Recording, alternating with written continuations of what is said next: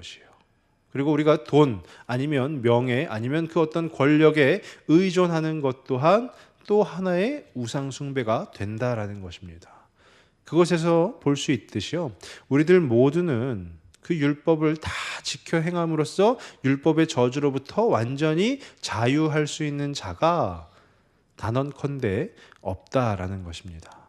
사도 바울이 지금 이야기하고 있는 율법을 주장하는 자들은 저주 아래 있다라는 것이 이와 같다라는 것입니다. 그럼 두 번째 주장이 무엇이냐면요, 두 번째 주장은 율법은 의롭게 하지 못한다라는 것입니다. 오늘 말씀 11절 말씀 다시 한번 보시면, 또 하나님 앞에서 아무도 율법으로 말미암아 의롭게 되지 못할 것이 분명하니 이는 의인은 믿음으로 살리라 하였음이라 라고 되어 있어요. 아무도 율법으로 말미암아 의롭게 되지 못한다라고 아예 못을 박는 것입니다. 그러면서 근거를 들고 있는 말씀이 바로 구약 성경에 있는 하박국 2장 4절의 말씀입니다. 하박국 2장 4절의 말씀을 제가 한번 읽어드리겠습니다. 보라, 그의 마음은 교만하며 그 속에서 정직하지 못하나 의인은 그의 믿음으로 말미암아 살리라. 아멘. 이 말씀이 어떤 배경에서 쓰여졌냐 하면요, 이스라엘 백성들이 바벨론의 포로로 붙잡혀 갔습니다. 근데 이스라엘 백성들이 바벨론의 포로로 붙잡혀 가서 그 바벨론의 어떤 굉장히 이스라엘 백성들을 힘들게 하니까 그 안에서 참지를 못하는 거예요. 그 안에서 견디지를 못하고 하나님의 자녀, 하나님의 백성된 자기들의 어떤 그 모습들을 자꾸 벗어 던지려고 하는 것입니다. 그런데 이 하박국서에서 하나님의 응답으로 대표되는 이 2장 초반의 내용이 바로 2장 3절, 그 앞장 바로 앞절인데요. 2장 3절에 이런 말씀이 있습니다. 이 묵시는 정한 때가 있나니 그 종말이 속히 이르겠고 결코 거짓되지 아니하리라. 비록 더딜지라도 기다리라. 지체되지 않고 반드시 응하리라 라고 하나님께서 하박국을 통해서 응답하여 주시는 것입니다. 그러니까 너네가 지금 포로 생활을 하면서 굉장히 힘든 가운데 있지만, 그리고 하박국 2장 4절 앞부분에 그의 마음은 교만하며 그 속에서 정직하지 못하나라는 것 또한 바벨론에 있는 그 바벨론을 지칭하여서 하나님께서 하시는 말씀인데, 그 말씀을 통하여서도 너희가 하나님을 기다리라라는 것이에요. 비록 더딜지라도 기다리라. 지체되지 않고 반드시 응하리라. 반드시 너희를 살리실, 반드시 너희를 구원하실 그 하나님을 기다리는데, 그 어떤 기다림이냐? 믿음으로 기다리라라는 것이요. 그러니까 하나님께 택함 받은 자들은 그의 믿음으로 말미암아 살리라라는 것입니다. 사도 바울이 이 하박국 2장 4절 말씀을 가져와서 이렇게 얘기하고 있는 것이요. 비록 지금은 포로 생활을 하는 가운데 있지만 그래도 하나님을 기다리라. 어떤 것을요? 믿음으로 기다리라라는 것이요. 이것은 무슨 말이냐면요, 온전한 나의 주권을 그 하나님께 드리라라는 것이에요. 우리가 믿는다 할 때요, 내가 다른 사람을 믿는다라는 그 관계적 측면을 보아도요, 다른 사람을 믿는데 자꾸 내 안에서 의심이 들어요. 저 사람이 진짜 그렇게 할까? 저 사람이 진짜 저 말한 대로 해줄까? 라는 의심이 든다라는 것은 전적으로 믿지 않는다라는 것이에요. 근데 오직 의인은 믿음으로 말미암아 살리라라는 것이 무엇이냐 하면, 오직 하나님께 택함 받은 자들은 그 하나님이 나를 살려주실 것이라는 것을 전적으로 믿어 의심치 말아야 된다라는 것입니다. 이것은 내 주권이 나에게 있는 것이 아니라 오직 하나님께 있음을 고백하고 인정하는 것입니다. 근데 그 의롭게 하는, 내가 죄인에서 의인으로 되는 그 의롭게 하는 그 권한이 나에게 없다라는 것이요, 오직 하나님께만 있다라는 것입니다. 그래서 우리 11절 말씀에도 그렇게 기록하고 있는 것이요, 또 하나님 앞에서라고 합니다. 하나님만이 우리를 의롭게 하실 수 있다라는 것이에요.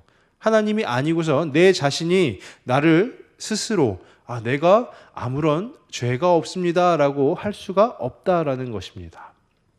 저희 조직 신학에서는요, 이 칭의라는 것을 법정적 선언이라고 합니다. 이게 무슨 말이냐면요, 법정에서 판사가 판결을 하면서 선언을 하는 거죠. 판사가 만약에 죄를 범한 사람에게 막 물어보거나 그러지 않습니다. 선언을 할 때는 그냥 이 사람은 유죄요, 이 사람은 무죄요 라고 선언을 하는 것이에요.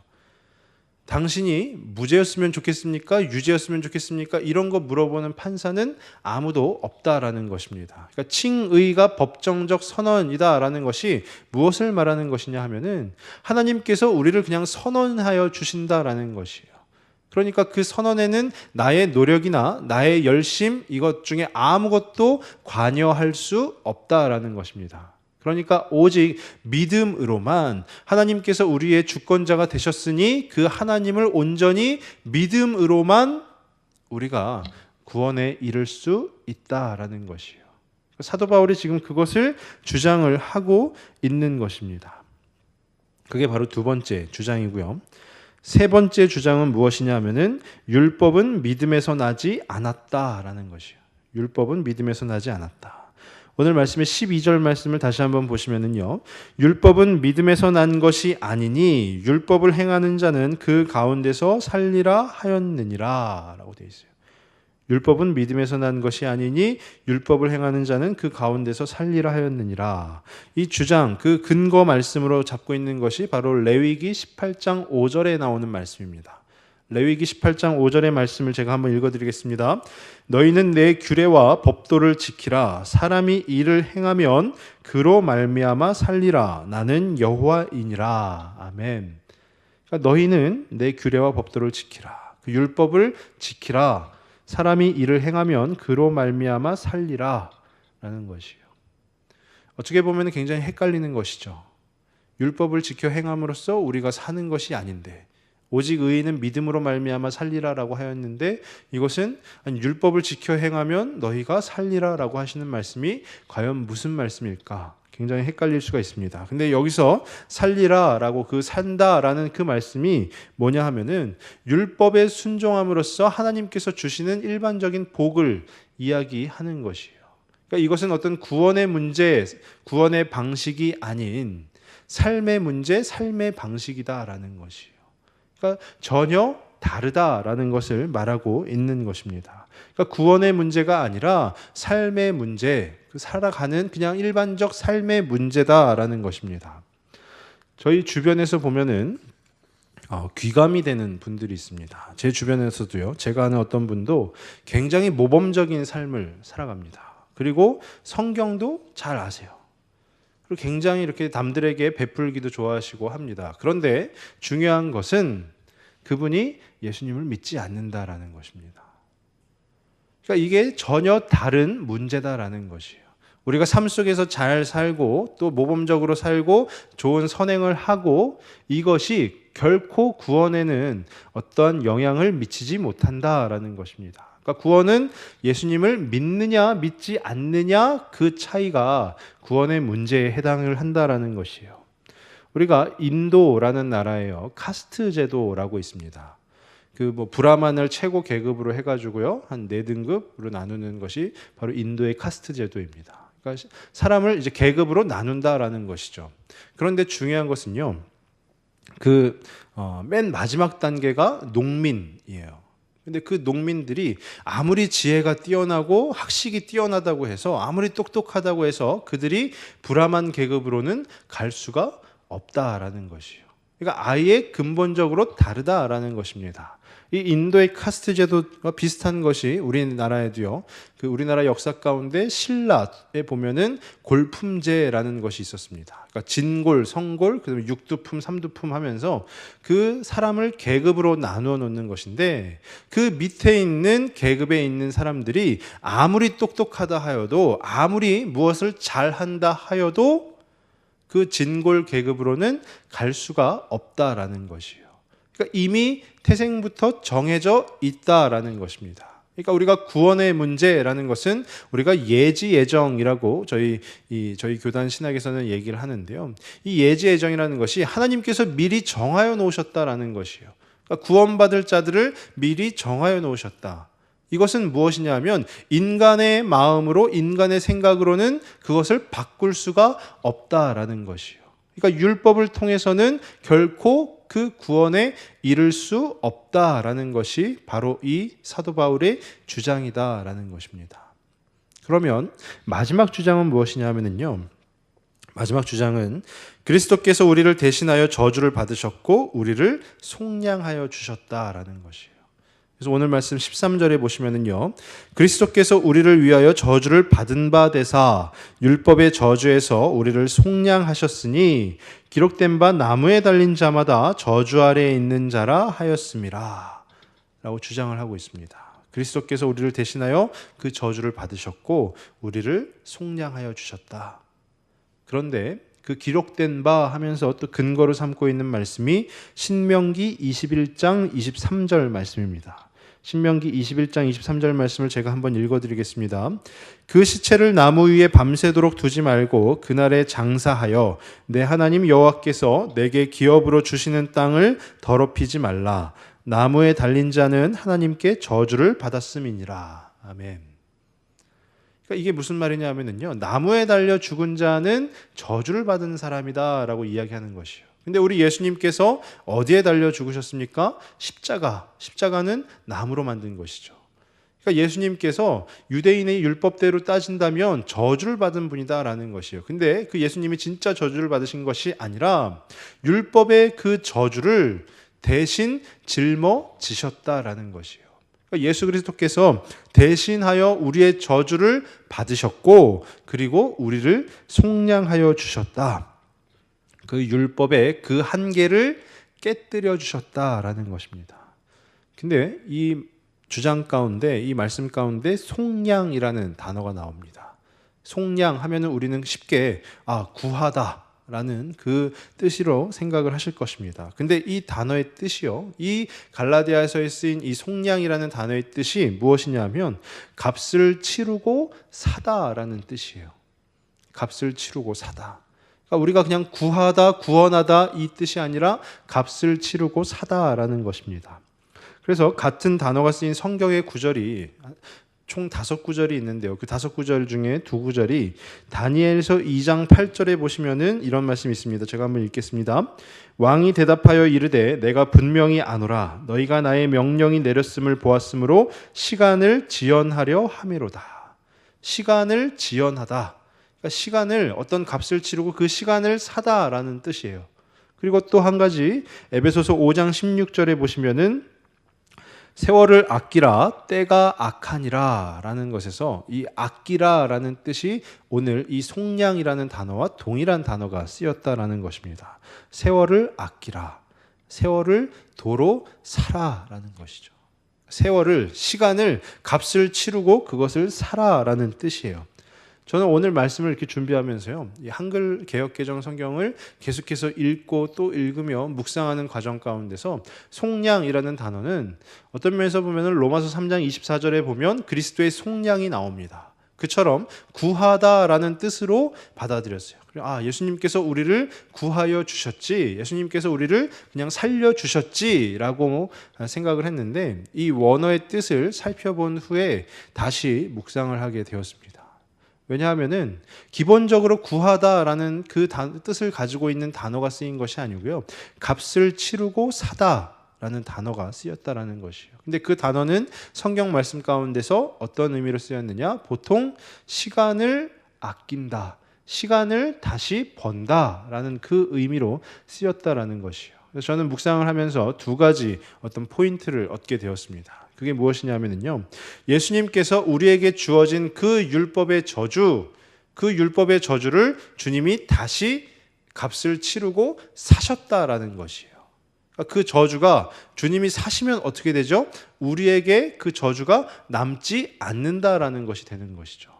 그러니까 예수 그리스도께서 우리를 속량하여 주셨다라는 것은 나에게 주어진 율법의 저주, 죄인이 될 수밖에 없게 만드는 그 율법의 저주를 예수 그리스도께서 사셨다라는 것입니다. 값을 치르고, 어떠한 값을 치르고요? 나무에 달려 죽는 그 저주, 그 저주의 값을 치르고 그 십자가에서 예수 그리스도께서 흘리신 그 보혈, 그 보혈로 값을 치르고 그 예수 그리스도께서 우리의 저주를 사셨다라는 것입니다. 또 한 가지 포인트는 뭐냐면 예수님께서 계속해서 그 우리를 살리시기 위한, 우리의 그 저주를 사시기 위한 그 시간을 버시고 계시다라는 것이에요.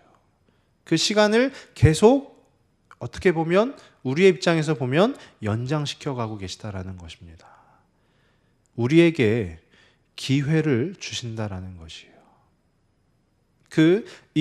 아까 전에 제가 언급해드린 에베소서 5장 16절 세월을 아끼라라는 그 문장을 영어 성경에서는 어떻게 번역을 했냐 하면 기회를 얻으라, 기회를 잡으라라고 돼 있어요. 그러니까 예수님께서 그 십자가에 달려 죽으심으로 우리 가운데 우리를 살려주신 것만이 아니라 우리 가운데 다시금 그 예수님을 믿을 수 있는, 또 그 믿지 못하는 자들이 예수님 앞에 나와서 예수님을 주님을 믿을 수 있는 그 시간을 계속 만들어주고 계시다라는 것입니다. 그러니까 그 그리스도의 속량이라는 것이 우리 가운데 얼마나 큰 은혜가 되는 것입니까? 저는 이 바울의 네 개의 주장을 통해서 살펴본 것처럼 저와 우리 성도님들 그 삶 가운데 그 그리스도의 은혜를 날마다 누리시기를 바랍니다. 우리가 다른 것 계속해서 막 재고 따지고 할 것이 아니라 그냥 그 예수 그리스도의 속량의 은혜면 우리 가운데는 충분한 것입니다. 누가 옆에서 자꾸 얘기합니다. 그 율법주의자들이 와서 할례를 받으면 구원을 받을 수 있다, 율법을 지키면 구원을 받을 수 있다 라고 아무리 얘기를 해도 우리는 귀를 딱 닫고 오직 주님 앞에만 나아가야 된다라는 것이에요. 제가 예전에 설교 중에 한번 말씀을 드렸습니다. 복음이면 충분합니다 라는 그 말씀 스티커를 저희 집에 붙여놨다라고 말씀드렸습니다. 현관문을 열면 바로 보이는데요, 그것을 볼 때마다 제가 한 번씩 읽고 한 번씩 생각을 합니다. 복음이면 충분한가?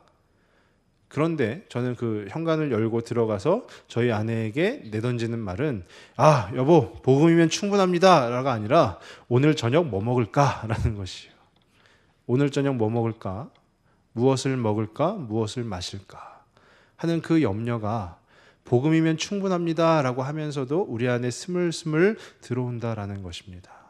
이 당시에 갈라디아 지역 교회에 있는 성도들에게도 마찬가지다라는 것이에요. 예수 그리스도의 은혜, 그 십자가의 은혜면 충분하지 라고 하면서도 자꾸 이들은 옆에서 속삭이는 그 율법주의자들의 그 속삭임에 자꾸 마음이 빼앗기는 것입니다. 자꾸 마음이 빼앗기는 것이에요. 그때 우리는 어떻게 해야 됩니까? 아까 제가 서두에 아는 것이 힘이다 라는 말씀을 드렸는데 우리가 알고 있어야 된다라는 것이에요. 율법으로는 절대로 구원에 이를 수 없다라는 그 사실을 우리가 알고 있어야 된다라는 것이에요. 그리고 오직 예수 그리스도를 믿는 믿음으로 그 구원에 이를 수 있다라는 그 사실을 우리가 알고 있어야 된다라는 것입니다. 우리가 그것을 알 때에 그 알은 바로 우리가 이 세상을 살아가는 힘이 되는 것이고 우리의 신앙의 고백이 되는 줄로 믿습니다. 정말로 간절히 바라기는 저와 우리 성도님들의 그 삶 가운데요, 예수님을 믿는 믿음으로만 구원을 얻을 수 있다라는 그 사실 날마다 알고 또 알아서 우리 마음에 아주 인이 새길 정도로, 그렇게 막 새겨질 정도로 계속 알아서 다른 어떠한 소리 가운데 현혹되는 것이 아니라 오직 그 주님을 따르는 그 삶을 살아가시는 저와 우리 모든 우리 성도님들 다 되시길 주님의 이름으로 축원합니다. 기도하겠습니다.